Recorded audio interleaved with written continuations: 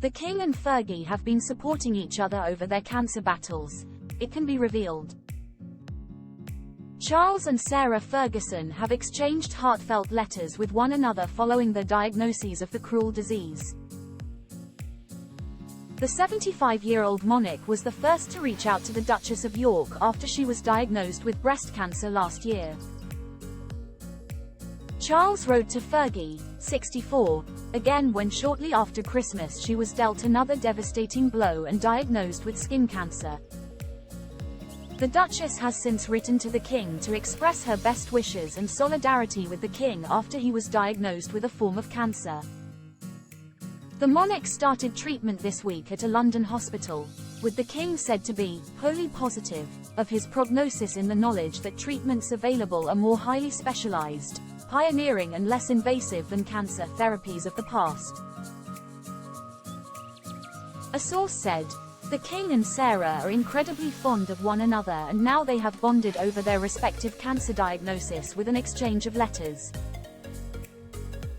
Cancer is a wicked disease that affects so many individuals and their families, and it's clear that extra support from loved ones and the extended cancer community can help immeasurably. At a cancer charity fundraiser, Fergie this week gave a keynote speech where she also shared a touching tribute to the King while thanking the charity for supporting her family.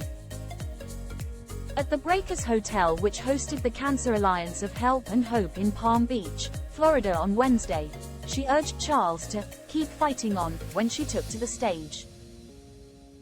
In her first public appearance since her second cancer diagnosis, she said, "I want to thank you all for your kindness in supporting my family members who are going through a hard time, and we wish everyone well, every family in the world that has been diagnosed or who is going through a difficult time, we wish them well. And of course, my brother-in-law, we wish you well, keep fighting on." The Duchess added, "The Cancer Alliance is about hope, and there isn't enough hope in the world. For anyone who's suffering from low hope, for anyone who believes they can't do this, they can, it's absolute nonsense." The 75-year-old monarch is continuing to rest and recuperate at his Sandringham estate in Norfolk before he is expected to return to London for weekly treatments. He was admitted to hospital last month for an operation on an enlarged prostate. It was during his 3-night stay at the London clinic in Marylebone that his secondary diagnosis was established, Buckingham Palace said. The Duchess had to undergo an 8-hour operation last July to remove one of her breasts after doctors discovered the disease in a routine mammogram which she nearly missed. Following the diagnosis, her dermatologist asked that several moles be removed and analyzed. She was then dealt a further blow when doctors told her she was suffering from malignant melanoma, the most serious form of skin cancer, just days after spending Christmas with the King and extended royal family at Sandringham.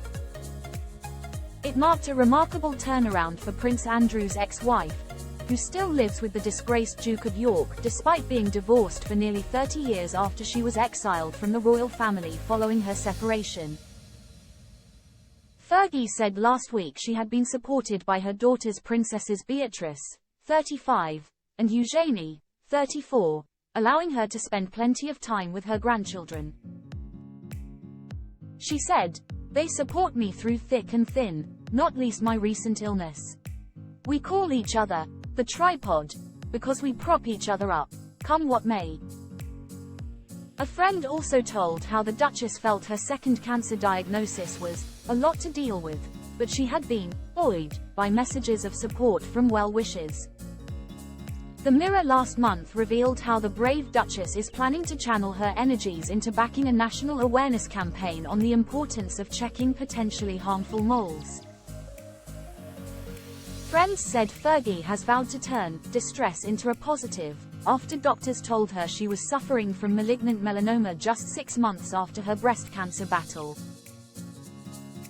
Fergie's friend Carolyn Cotterill, who she used to live with before her marriage to Prince Andrew in 1986, tragically died from skin cancer in 1999. The Duchess has tearfully discussed her friend's tragic plight with her family previously and vowed to do more to raise awareness of the disease, a source said. Her father, Major Ronald Ferguson, was also diagnosed with skin cancer just months before his death from a heart attack in March 2003. Fergie's heartfelt message of support came a day before Queen Camilla gave an update on the King's health during her first public engagement since Buckingham Palace announced the King was battling the disease. At an event in Salisbury Cathedral on Thursday evening, the Queen said, "He's doing extremely well under the circumstances. He's very touched by all the letters and the messages the public have been sending from everywhere. That's very cheering." Buckingham Palace and a spokesperson for the Duchess of York did not comment.